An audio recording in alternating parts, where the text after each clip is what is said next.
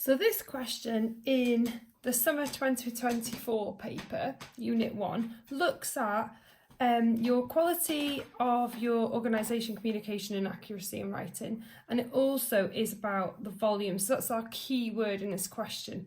So it says there's a right angle triangle ABC and is a cross section of a prism. So that just means that when you cut it down the middle, you see the exact same face.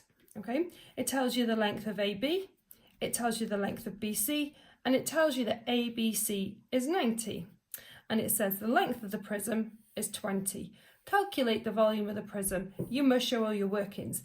This is a really generous question for 4 marks for the maths to work out the volume of the prism. So if I was doing this, and because it's the OCW mark, I would be looking at making sure that I write down everything that I need to, like just describing what you're working out to the examiner, but also making sure that I've got my units, and that's what's key. And lots of you lost marks when you didn't put in units on this OCW. So first of all, because it's used this word cross-section, I'm going to work out the area of the cross-section first. Now, if you have a look in the front of your booklet, it actually says the volume of a prism is the area of the cross-section times the length. So we're going to work out the area of the cross-section first. And that is just a triangle.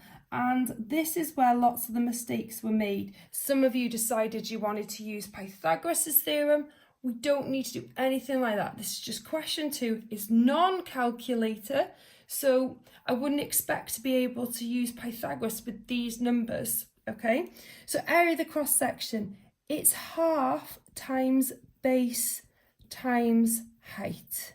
Okay, so that's how you find the area of the triangle. So it's half times 10 times 9, so which is 45 centimetres squared.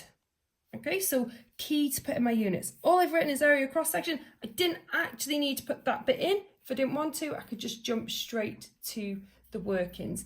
And then I'm going to write volume of prism equals, so it's the area multiplied by the length. So 45 times 20, so 45 times 2 is 90, and then because we're timesing it by 10 more, it's 900.